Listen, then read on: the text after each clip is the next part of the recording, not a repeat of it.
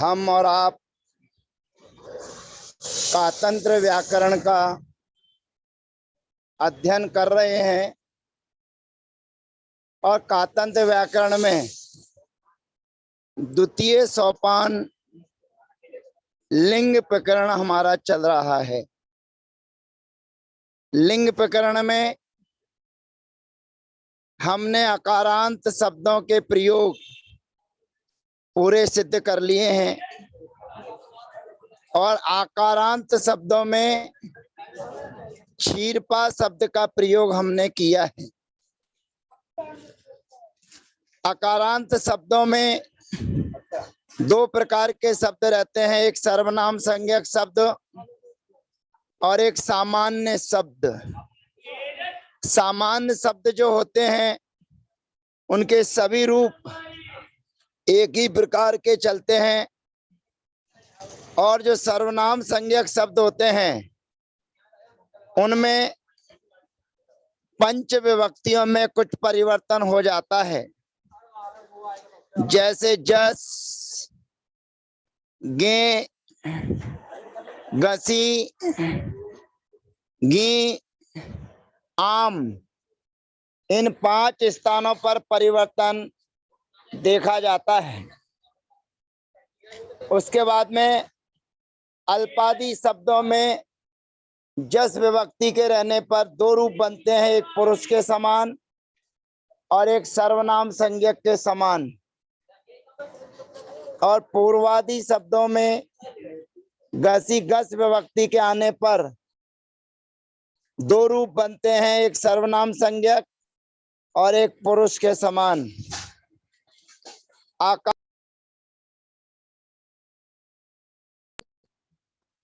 क्षीरपा शब्द का अध्ययन किया था और क्षीरपा शब्द को जानने के पूर्व सी, औ, जस, अम, औ इन 5 विभक्तियों को पंचादौ घुट घुट विभक्ति कहा जाता है। माने 21 विभक्तियों में प्रारंभ की जो 5 विभक्तियां हैं वे 5 विभक्तियों को घुट विभक्ति कहते हैं। उनका नया नामकरण किया गया है घुट। और उसके बाद में शेष जो 16 विभक्तियां बचती हैं उनको अघुट विभक्तियां कहते हैं। अघुट विभक्तियों को 2 विभागों में विभाजित किया गया है, एक अघुट स्वरादि और एक अघुट व्यंजनादि। जिनके आदि में स्वर होता है वे अघुट स्वरादि हैं और जिनके आदि में व्यंजन होता है वे अघुट व्यंजन आदि विभक्तियां कहलाती हैं।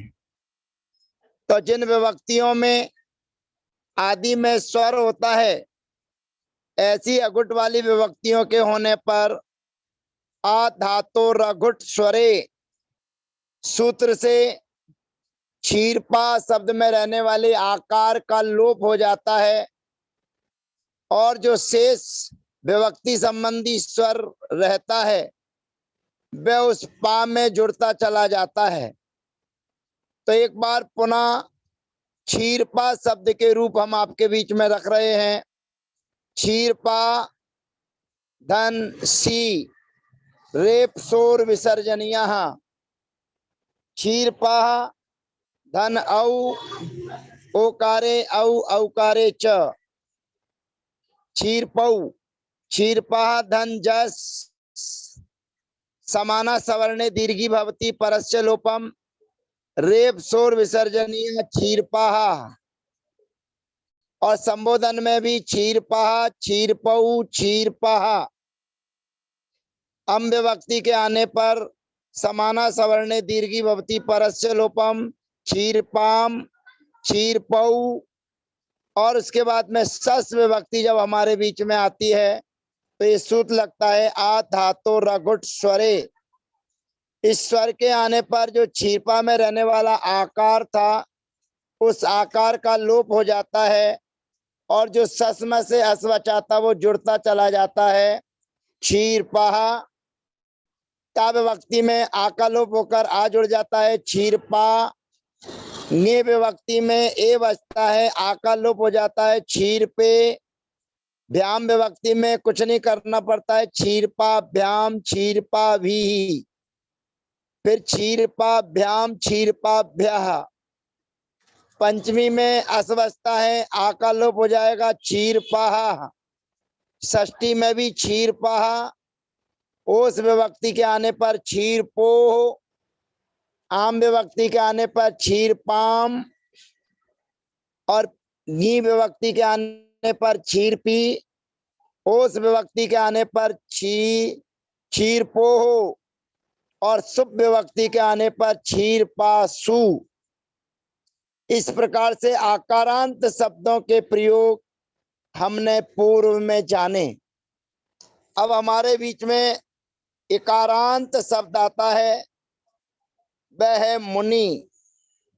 यद्यपि इकारांत और उकारांत शब्द एक साथ प्रयोग में आते हैं और एक ही सूत्र के माध्यम से इकारांत और उकारांत शब्दों की प्रक्रिया हम और आप जानने की कोशिश करेंगे, परंतु सर्वप्रथम हम इकारांत शब्दों को ही लेते हैं, क्योंकि इकार के बाद बड़ी ई आती है और उसके बाद फिर उकार आता है।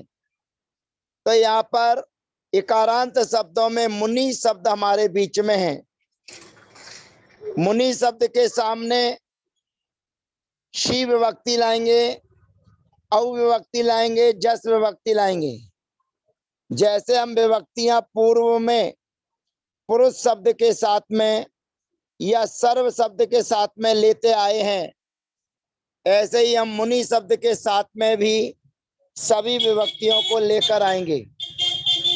अब लेके आने के पूर्व मेन सूत्र हमारा प्रारंभ होता है, तो यहाँ लिखता है तथा सियादी उत्पत्ति। उस मुनि शब्द से परे सी आदि विभक्तियों की उत्पत्ति होती है, यानी कि आते हैं। तो सी और जस जब आएंगे तो पहली विभक्ति आ गई सी, और सी विभक्ति के आने पर योनुबंधो प्रयोगी से इकार का अनुबंध हो जाएगा, और सा जो बचा हुआ है तो उसको 130 नंबर के सूत्र से रेप शोर विसर्जनिया सूत्र से विसर्ग हो जाएगा, तो शब्द बन जाएगा मुनि ही। द्वित्वे द्विवचन की विवक्षा में हम मुनि शब्द से औ विभक्ति लेकर आते हैं, और मुनि शब्द से औ विभक्ति के लेके आने पर सर्वप्रथम अगला सूत्र हमारे बीच में आता है, और वे अगला सूत्र कहता है इदु दग्नि। इकारांत और उकारांत शब्दों की अग्नि संज्ञा होती है। नया नामकरण 161 नंबर का सूत्र हमारे बीच में आ जाता है, और 161 नंबर का सूत्र कहता है इदु दग्नि, अर्थात इकारांत और उकारांत शब्दों की अग्नि संज्ञा होती है। अब अपने को यहाँ पर ये विशेष ध्यान रखना है कि इकारांत और उकारांत शब्दों की अग्नि संज्ञा कही है।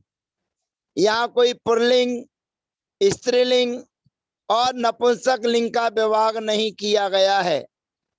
केवल इकारांत और उकारांत शब्द होना चाहिए।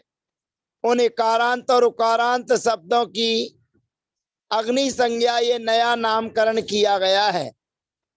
अब अग्नि संज्ञा का फल क्या है, तो आगे क्रम से सूत्र आएंगे, उन सूत्रों के माध्यम से अग्नि संज्ञा का उल्लेख, तो अग्नि संज्ञा कहकर कार्य किया जाएगा। तो हमारे दिमाग में रहना चाहिए कि इकारांत और उकारांत शब्दों की हमें अग्नि संज्ञा करनी है।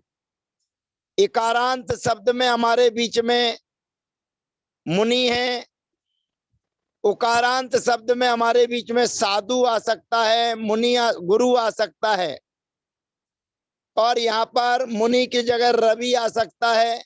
जो भी हम इकारांत शब्दों को रखें उनको रख सकते हैं। तो यहाँ पर पुल्लिंग का प्रसंग चल रहा है, इसलिए हमने यहाँ पर मुनि शब्द का प्रयोग किया है। और मुनि धन औ, यहाँ पर इदु दग्नि माने इकारांत और उकारांत शब्दों की अग्नि संज्ञा होती है।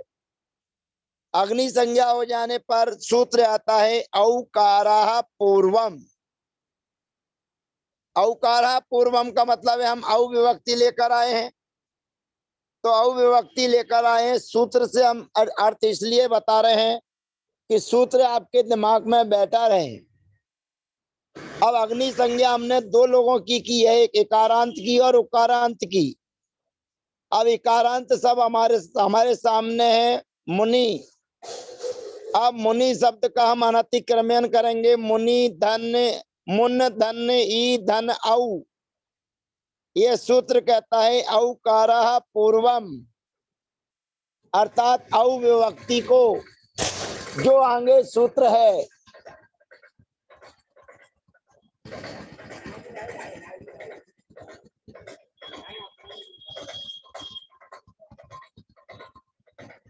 जो अग्नि संज्ञा हमने की है, उस अग्नि संज्ञा से औकार विभक्ति के होने पर औ को पूर्व स्वर आदेश होता है। अब पूर्व स्वर में क्या था? इकार था। इकार होने के कारण यहाँ पर औ को ई हो जाएगा,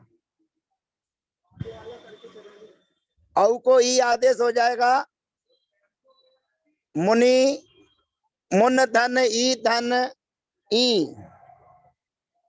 अब यहाँ पर समाना सवर्णे दीर्घी भवती परस्य लोपम, ये सूत्र लगेगा और यहाँ पर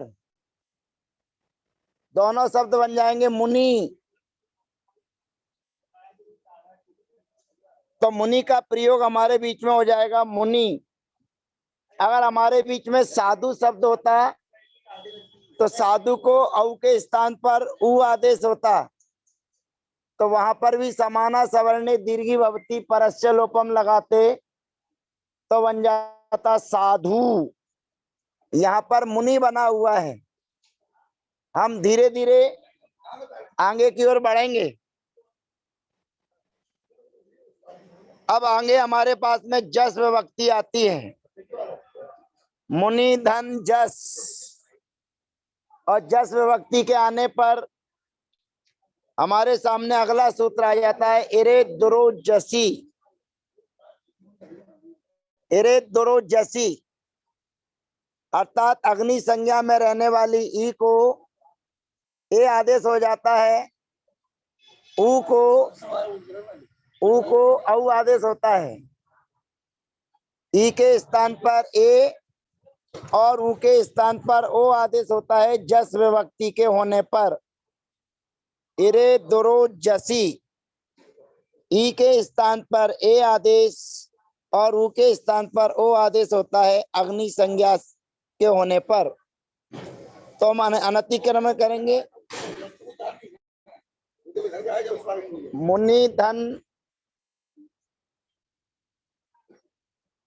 मुनि धन जस, जस में से बचा अस, मुन धन ई धन अस, तो ई के स्थान पर ए हो गया इरे दुरो जसी, मुन धन ए धन जस।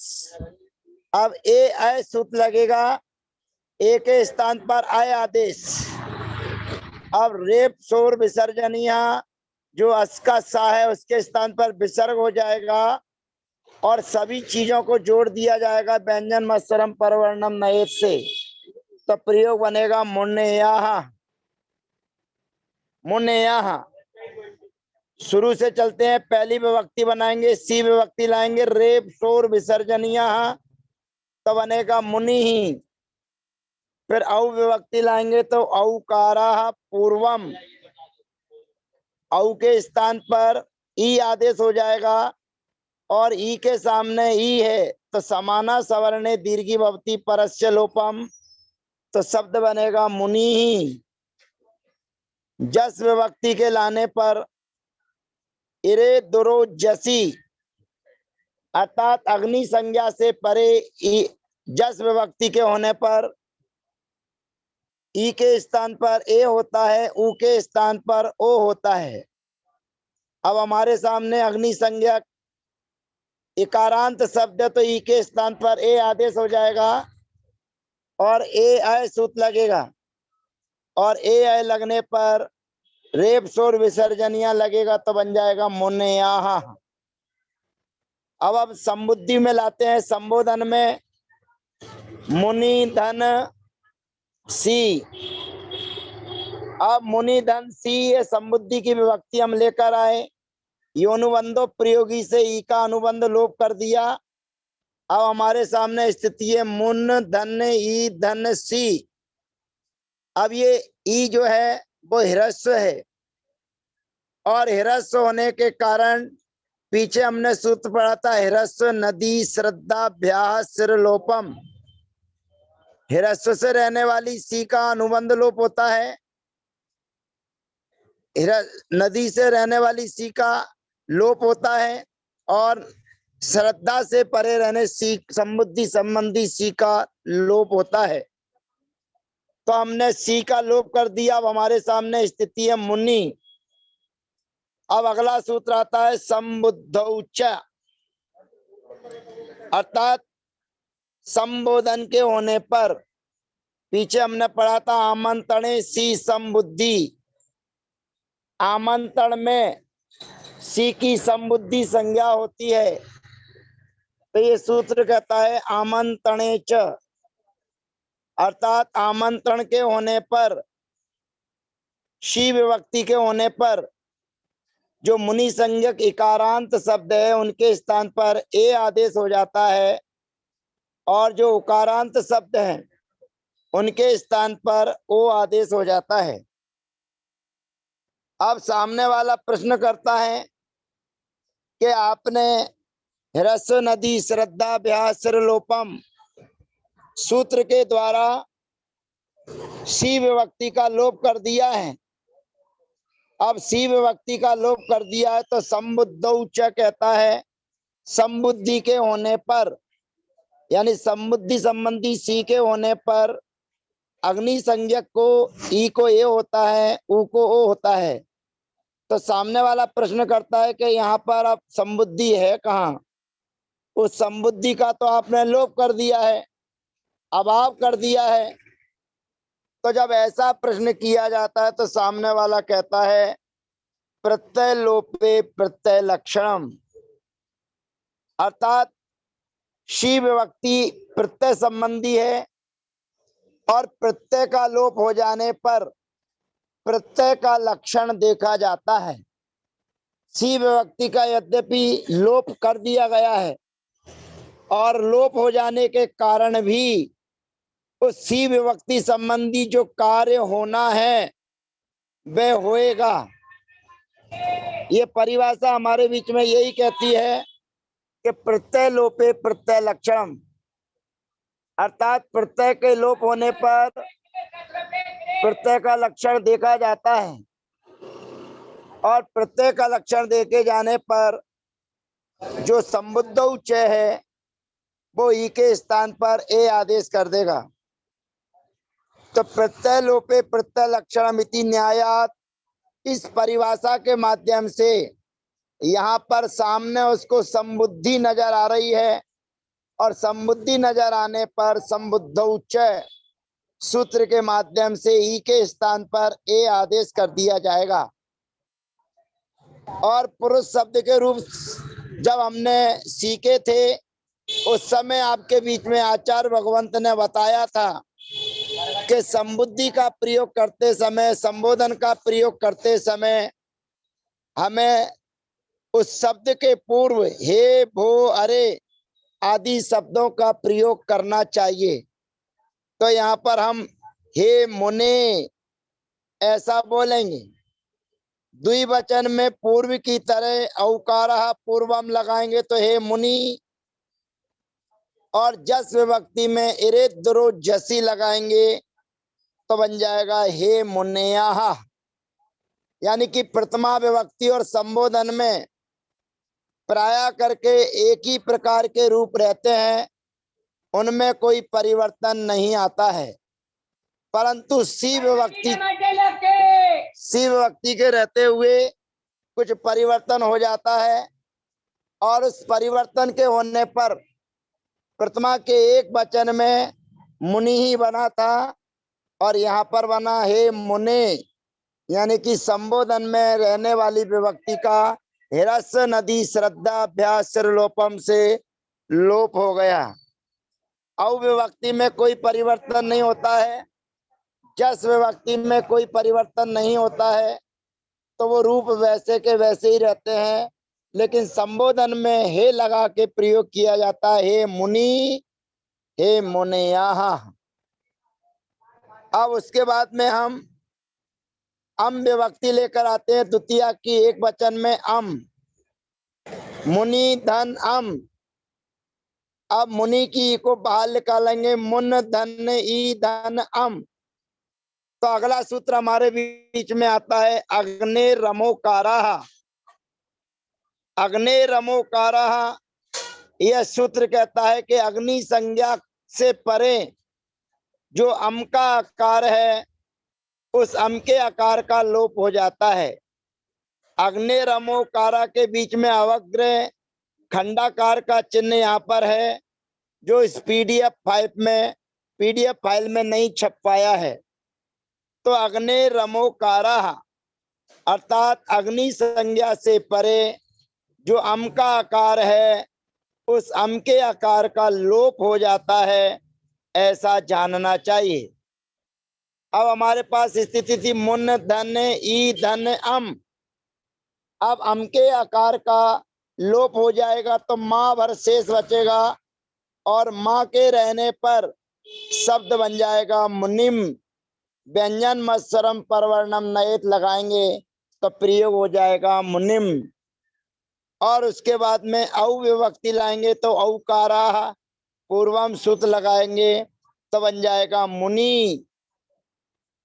अब मुनि धन से, मुनि शब्द से द्वितीया विभक्ति के बहुवचन में शस विभक्ति आएगी, और शस विभक्ति के आने पर उसकी चर्चा हम आपके बीच अगले सत्र में करेंगे। और आज तक हमने प्रथमा विभक्ति, संबोधन विभक्ति और द्वितीया विभक्ति का एक वचन और द्विवचन का प्रयोग सिद्ध किया है। प्रथमा विभक्ति के एक वचन में रेप शोर विसर्जनीय लगाया तो बना मुनि ही। प्रथमा विभक्ति के द्विवचन में औ विभक्ति के लाने पर औकारा पूर्वम लगाएंगे तो बनेगा फिर समाना सवर्णे दीर्घी भक्ति, यानी कि औ के स्थान पर जो पूर्व स्वर है वही आदेश हो जाएगा ई, और मुन धन ई फिर समाना सवर्णे दीर्घी भवती। जस विभक्ति के लाने पर इरे दुरो जसी, अर्थात जस विभक्ति के होने पर ई के स्थान पर ए आदेश और ए आय लगाएंगे, रेप सुर विसर्जनीय लगाएंगे तो बन जाएगा मुन्नेयाह। संबुद्धि में संबुद्धौच सूत्र से ई के स्थान पर ए आदेश हो जाएगा, और हिरस नदी श्रद्धाभ्यास लोपम से सी का लोप हो जाएगा। सामने वाले ने प्रश्न किया कि संबुद्धौच कैसे लगेगा, क्योंकि आपने सी का लोप कर दिया है। तो उसके लिए परिभाषा दी प्रत्यय लोपे प्रत्यय लक्षणम इति न्यायात। प्रत्यय के लोप होने पर प्रत्यय का लक्षण देखा जाता है। इस न्याय से यहाँ पर सामने संबुद्धौच को संबुद्धि संबंधी सी दृष्टिगोचर हो रही है, और दृष्टिगोचर होने पर मुनि में रहने वाले ई को ए आदेश हो जाएगा तो बनेगा मुने, हे मुने। द्विवचन में पूर्व की तरह हे मुनि, हे मुनेयः। अम विभक्ति के लाने पर अग्ने रमोकारा, यह सूत्र से अम के आकार का लोप हो जाएगा तो बनेगा मुनिम। औ विभक्ति में पूर्वत औकारा पूर्वम लगेगा तो प्रयोग बन जाएगा मुनि। अब षष्ठ विभक्ति हमारे बीच में आएगी, जिसकी चर्चा हम अगले सत्र में करेंगे। तब तक के लिए वंदना, जय जनेन्द्र, सबका यथायोग अभिवादन।